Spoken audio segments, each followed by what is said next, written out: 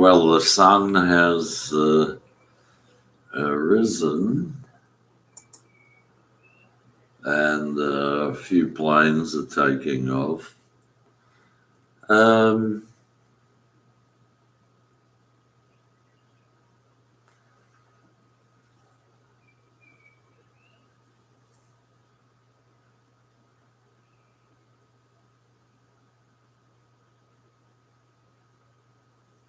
They showed on TV from USA a movie sped up greatly of what a mushroom looks like when it grows from a spore. And I know where my downfall started. I was living in one of the most sort of exclusive areas of town, old mansion, beautiful park out the front, the first tree that was planted in the state from overseas. A Moreton Bay fig was outside, and it was almost as tall as the second-story mansion. And they had a small local shop I'd walked to, and I noticed one day, they're selling mushrooms, not canned mushrooms, but, or were they canned? Mushrooms, either packets or something around it. So I thought, might as well try them. I've never had mushrooms. Never ever in my life had mushrooms. I took them home to a place called dawn-dec8, and I forget how I cooked them or used them or ate them. I couldn't really see what nutrients they might have, but I read later that they have silicon, which is like silica, from where I guess things like transistor chips and those sort of chips that get manufactured have that sort of stuff in them. And then of course a friend, a guy I went to school with, who lived Montrose Avenue, Springfield, somehow got my address and brought 3 girls around. And I realized just the other day that one of those girls employed him to take her and her 2 friends to my address. But I didn't know that at the time. And so his name was Robert, so I sort of just said, hi, can I help you or anything? He left very soon after, and then the British spy gang, they created a spy gang in Mount Gambier, 300 and 400 miles away, where they had 2 extinct volcanoes. And so they created a spy gang saying, the McLeans are Russian spies, or they're German spies, or they're double agents. And they had no sort of work skills. I don't think they finished high school. But the British loved them, like that band, Yes, their front man, the lead singer, with his hair 3 feet down his back, when I noted to someone that that guy who had hair 3 feet down his back, he's gay. The guy from the band, yes, immediately cut his hair and got rid of his hair. But what happened? Oh, they came around and they brought a girl around who had no idea who she was.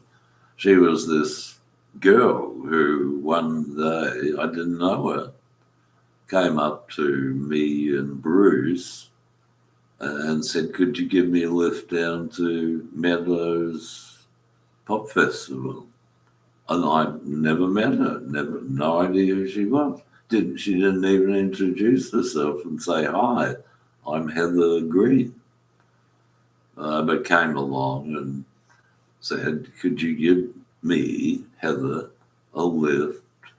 I think it's 30 miles down to the festival where Black Sabbath would be playing." And I figured out that the guy who organised the festival and who sort of created the band Black Sabbath did that because back in high school, I don't know, they used to take us to a place in the country that had 2 dormitories, one for girls, one for boys.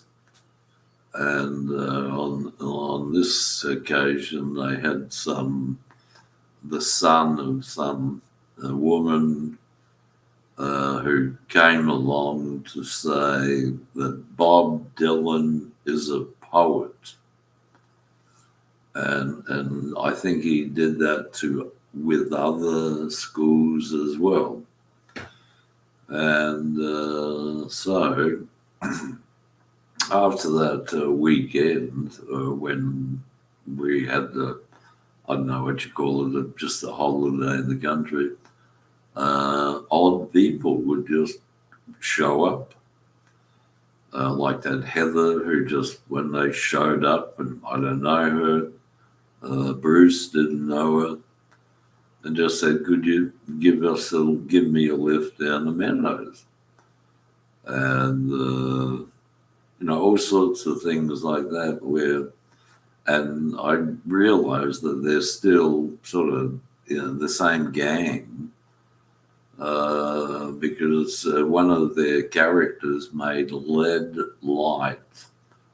lampshades, LED lights. You get some colored glass, cut it into shape, get some lead, strips of lead with a gap in it, shove the glass into the gap, bend it to a pattern, maybe stick it together with glue or use a hot soldering iron, stick on a thing for a light bulb to fit into it, and sell them or give them away. And that was their trademark.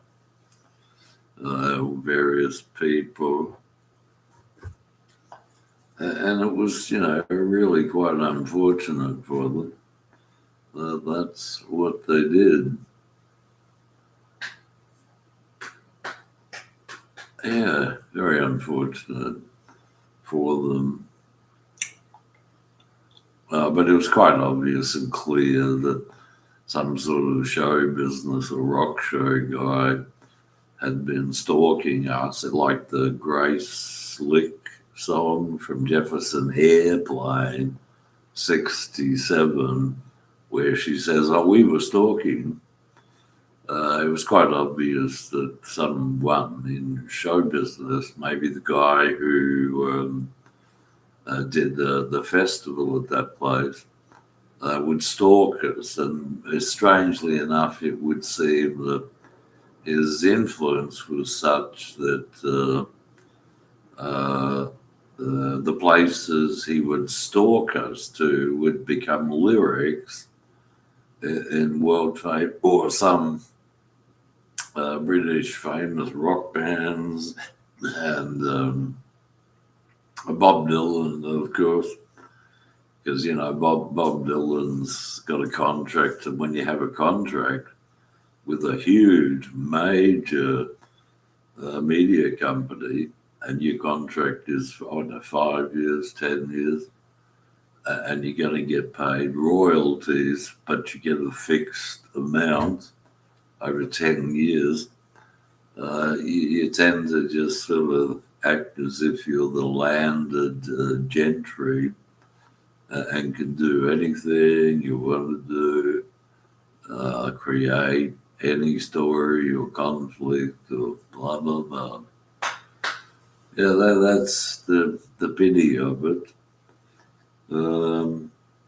But what happened to that Ben Aker is I was out with, as Grace Slick described him, Father Bruce, or Bruce, and I think he had a girlfriend or something, and we were out for a couple of hours just driving somewhere or going somewhere. When we got back, we found a log in the middle of the room on the rainbow carpet, smouldering away. It must have been smouldering for an hour or two. And the walls were blackened with soot. And so I told the guy who owned the place what had happened, said, we're going to have to move out straight away. Sorry about this. He said, okay, then, no, all right. Sorry to see that you have to go. I did, though, bump into his daughter on campus first year, but, the thing about psychological warfare of the type I just described is that the people doing the psychological warfare wish to control your perceptions as much as they can possibly do, particularly visual perceptions, particularly two-dimensional visual perceptions. So they use things like graffiti or radio pop songs or TV, or pamphlets or advertising material or books. And so we had to move out quickly. And then somebody, I think, somebody known to privately, not a member of the community, had a house in Salisbury Street, Northumberland, and she was a woman, and she let us take it over. I had eventually painted the front door green and black, and in the old area of Mitcham near the high school, some new church was light green and black logo, and it had nothing to do with the Middle East or anything overseas. It had something to do with people stalking you, taking anything you do or own as their own, because they're Christians, and Christians believe that, we're Christian soldiers and we can kill in the name of the Christian Bible, and that's the greatest glory that we can achieve, because we can't do God realization. And so recently, old Bob Dylan, Robert Zimmerman, has been putting out the idea that the Bible is simply about a woman giving birth, and the child comes out, and in the beginning was light, and they can see light, and depending upon how when they're born and how long it takes, they'll be able to focus their eyes eventually, they'll be able to hear, they'll be able to think. And as one woman who was on TV the other day was saying, but language is inbuilt. and each different language is inbuilt. Parts of your nervous system and brain, but I don't know whether I agree with that. I don't see how that's helpful in any way possible. That isn't helpful. But I'll tell you what happened. I decided I wanted to spruce the place up. So bought a fish bowl with 2 goldfish and a couple of white mice and a Queensland tree snake, which I put in another aquarium. And then somebody came in and took my bathrobe, a green bathrobe, and what else did they take? Anyway, they hired that band Pink Floyd to do a song about we're just 2 fish in a fish bowl, and then they had, I think, that guy Alice Cooper in America do that song about, we're just snakes, or you two snakes, or something, because they believe in nothing normal, nothing natural, nothing real. Everything has to be man-made. That's a new belief system. Everything has to be man-made. People can't just die naturally. They have to be mass murdered because then it's a human being who's using his intelligence and thought process to do it. Whereas they're all going to die anyway. So why bother? I mean, why bother? Why bother keeping them alive either when it comes down to it? But what I do is quite often go for a walk and visit people in the next street down, or the laneway next street down. It was one of those terrible, early areas where many quite small houses were built in rows and had, front porches, and I quite often go for a walk out of the next lane and see people and say, "Do you mind if I sit on your porch?" And they'd say, "No, go right ahead. Do you mind if I smoke a cigarette?" "No, go right ahead." But that didn't fit into the plans of the Stasi. The Stasi, you might have heard about the Stasi in Germany, who were freed and released when Germany was reunified. Well, they had exactly the same organization here, known as the Stasi, but the Stasi wasn't a sort of federal agency. It was always state by state by state, so that and no laws were ever written to prevent them from doing anything either. But what was I saying? The Stasi, I can't remember, but we're just 2 souls in a fishbowl swimming around. And I won't say why I bought 2 goldfish, but I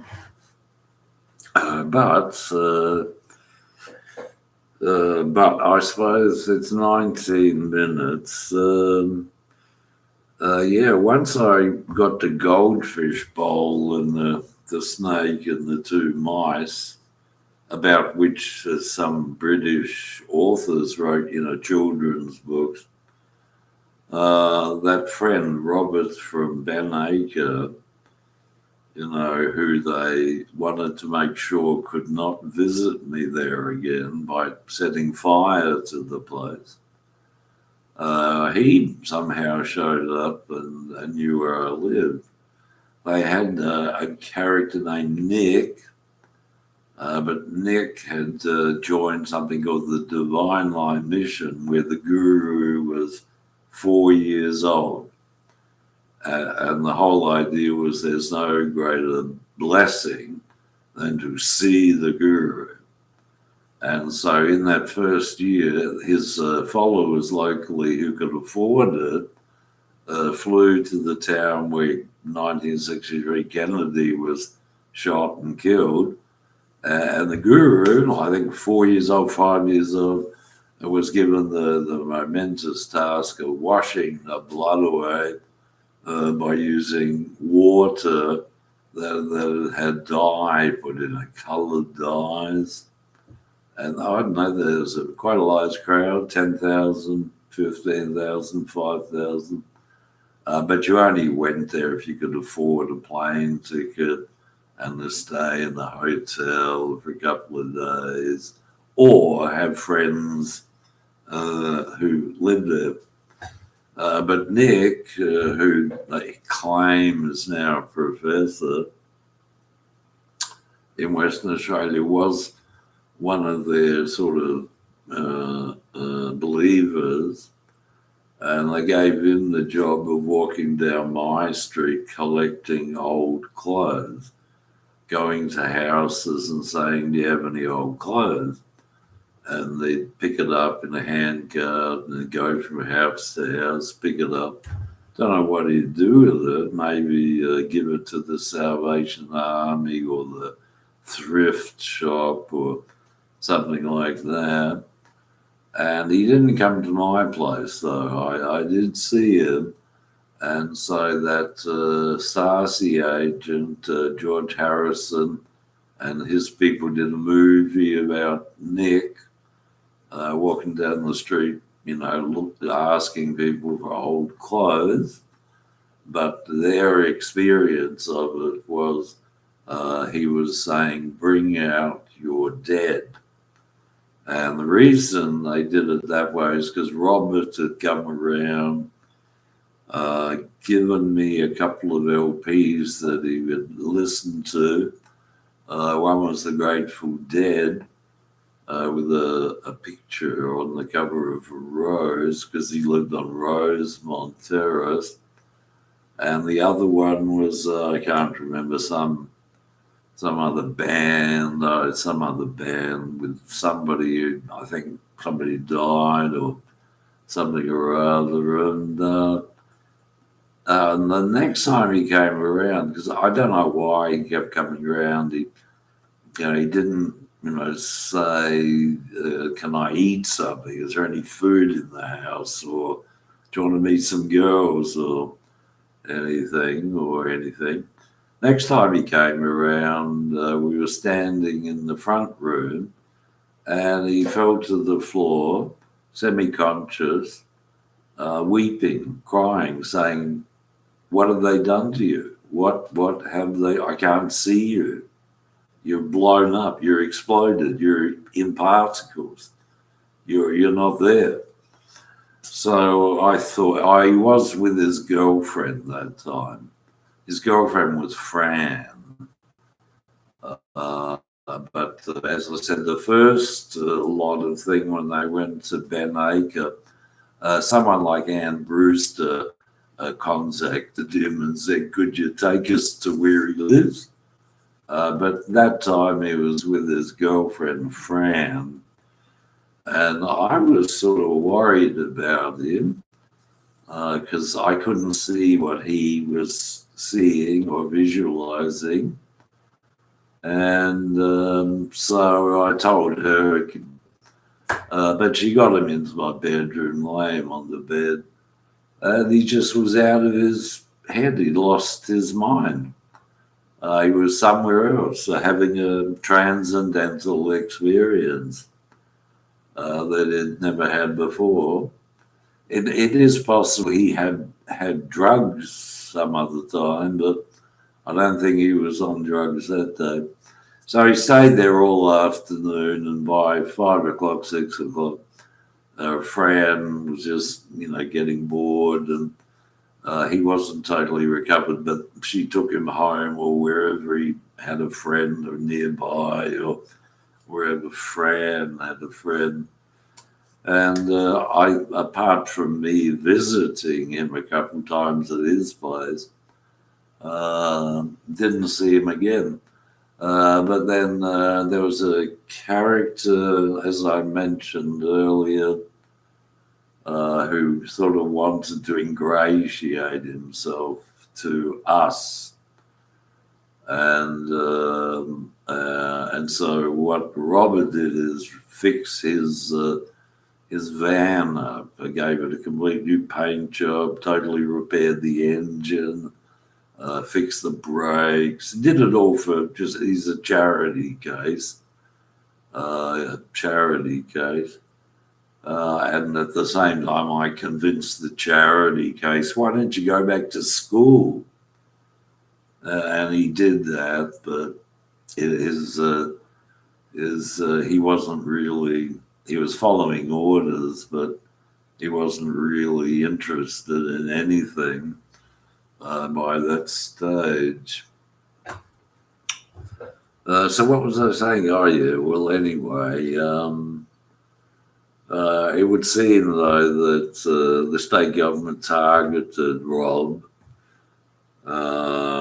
targeted him, and when they wanted to sort of rub him out or erase his existence, and once again controlled my visual screen, my eyesight, they had some policeman with the same surname as Robert as commissioner, and then soon after that took place, I believe what happened was Robert was either poisoned and died or suffered some medical effect and died anyway. But that's what they do, the Stasi. There's someone here poisoned me, put some poison in, I think, the coffee or the milk, so that every time I'd pour a glass, some milk into a coffee, it would curdle straight away, and that meant I was being poisoned. They'd done a similar thing before. They're just, for example, this woman, Heather Green, the one that I don't know, who just came up to Bruce and me, Father Bruce, and said, "Could you give me a lift to Meadows?" Crazy. Grew up in Mount Gambier with the McLean spy boys, who'd been trained by Master to be, that sort of character. Was online, and what was she? Oh, I forget now what she was saying, but she's really good. She's been living in Britain now for quite a few years. Says, or they claim, she's a grandmother. I think when I was there, lived in a place where there were 3 streets that met sort of as a crossroad, and each had the same name, but one would be called a street, an avenue, and a way. The British are pretty stupid. Well, not stupid, but there just weren't all that many people there at the time. So anyway, that's about it. They do that. The Stasi does that sort of thing all the time in Europe. The thing about my going to Europe is I realize not every killing in Europe or even in Britain makes it to the news or the newspaper or the TV news. It's got to be a sort of high class killing to make it to the TV news or anything like that, or even the British news or the European news, because I did learn in Europe that those sort of killings take place all the time, still these days. And unfortunately, some people from England or British people are involved in some of those killings. They're not selling drugs like the locals are at coffee tables, where you can buy a cup of coffee and get a couple of grains of gold or something, or some hashish or something. No, they're not like that. They're not locals. They're not locals. So anyway, that's 30 minutes. So far as that NBC was concerned, I should say that, well, I won't bother. And I won't bother any further with the whole thing. But the founders of Australia were two British socialist communists named Murdoch and Hughes. And they had a sort of big family, extended family, with a whole branch of them here in Adelaide, South Australia, who back in the 50s and 40s ran a trucking company that would transport things from interstate on trucks, or, down to the southeast or to the German towns or stuff like that, but not fruit or vegetables or, things like machinery parts or machinery or furniture or stuff like that. But then I've just lost my train of thought again. But they set up publishing in UK, publishing companies who produced Who's Who books and that sort of variety of books. And the interesting thing about that sort of variety of books is, I think it's the British Library or another library. They accept those books and keep them for as long as they don't fall to pieces, which can be 1,000, 2,000 years, whereas normal books, just a novel, they don't necessarily give a rat's ass about. So yeah, they set up all that publishing and stuff. They also had Republicans in USA found them same name as where the office was located. They always keep a very low profile, and they had no religion, no belief system beyond communism, which was anti-religious or anti that. They believed in a kind of occult thing, but so did the Germans. And that's about all. I've forgotten what I was thinking. I transcended just then. Anything else? Fran was okay. She was quite an attractive girl, teenager. But her sister Jane, she was sort of like a bit stuck up, and her friend was someone else, and then her other friend was, they all went to Mercedes Girls' School, which was the curriculum said, curriculum is a Catholic, non-religious school to teach communism to their students, called Mercedes. Founded in 1950, and so people like Alex Innocenti hired some woman from Texas called Janis Joplin, because JFK got killed in Texas, hired some woman in Texas named Janis Joplin, do a big song about, Mercedes, won't you buy me a Mercedes?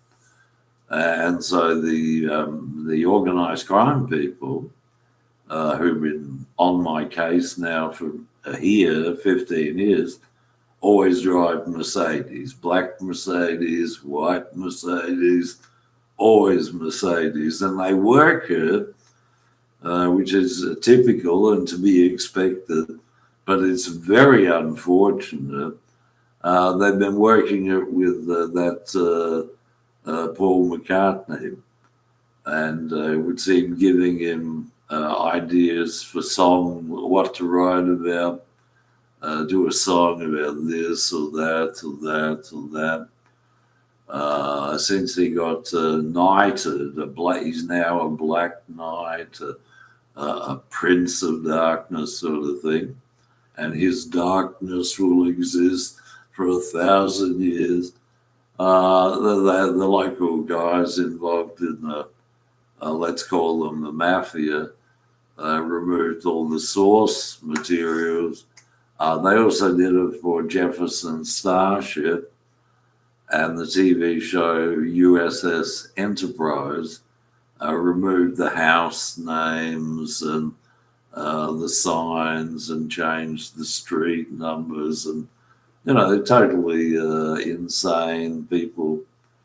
They must be drinking something or taking drugs or just thinking in terms of a new castle that their movement got in the south of England in the late 40s, early 50s, a nice little castle from where they promulgate their creed, their belief system, and their how to live in this modern age when, our guy lost the war. And that's the funny bit. So I think I'll end this now, but as for, well, I won't say, but there are people who are sort of fans of Yoko Ono here, and they're involved in heroin sales and an LP record that a friend of CB gave me, who was a heavy beer drinker. His name was Faye. And he gave me an album by Lou Reed, that album devoted to heroin. I think it's called Berlin, Devoted to Heroin. And so these, I guess they're Italian or Greek or Spanish or something characters, have pretended to be followers of Yoko Ono. She's very old nowadays, and did an art exhibit in Berlin. And she was enjoying heroin for quite a long time after she met John Lennon. So they've opened up a what's it called? An art gallery down the street, and various shops down the street. And it's unfortunate that they believe in no more than the visual world, a two-dimensional world, where everything is two-dimensional and nothing more than visual.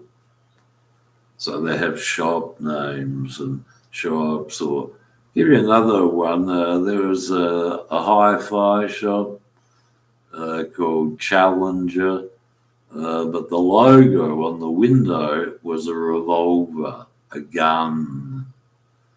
Why is that? Just lunacy, pathetic stuff for teenagers at a time when that area was being saturated with LSD by a Egyptian guy who lived in Prospect, who'd catch a bus from Prospect to that area and distribute the LSD, and everybody would fall asleep, only they didn't know they were asleep. And so they, Paul McCartney, new TV shows, all sorts of things. You can't help them because they live as if life is two-dimensional, has no depth, doesn't have senses. You can't smell them either. Life is just two-dimensional, they believe. Radio, for example, when you listen to it, is one-dimensional or two-dimensional, one dimension. TV, two-dimensional, and they believe it and they accept it and they think it's great, and they have families and all the rest of it. So I can't be bothered going on any further. Yeah, yeah. Yeah. Okay.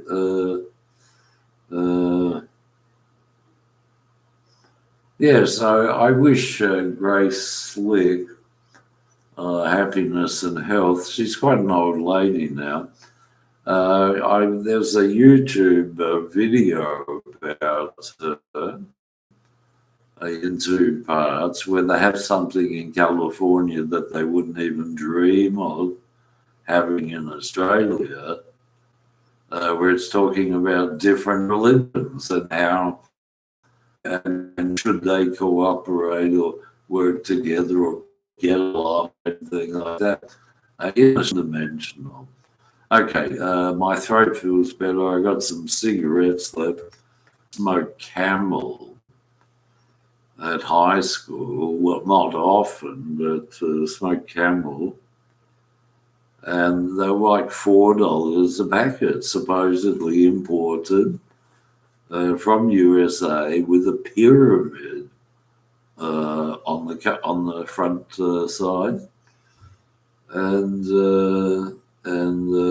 now they've got cover for Camel cigarettes. Virginia is some kind of operation. They're doing open heart surgery or transplanting a heart.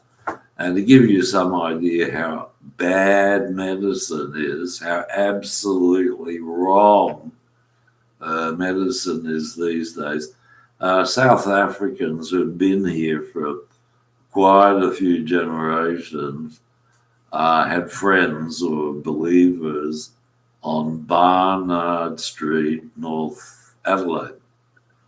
And so what they wanted to do is do the crudest thing possible and prove that there's no organ in your body that is indispensable.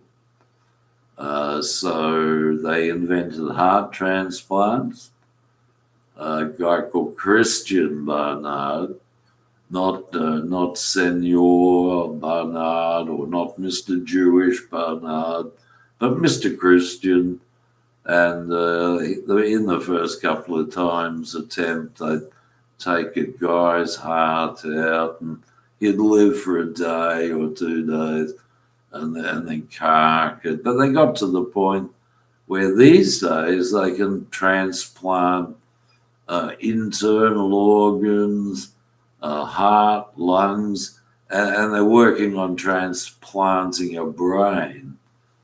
And that's all South African, and they'll go down in world history as, pioneers of modern medicine. Okay, well, that'll be the end of that. 43 minutes, and nothing could be further from the truth, and nothing could be further from the spiritual realization that each of us can experience God realization.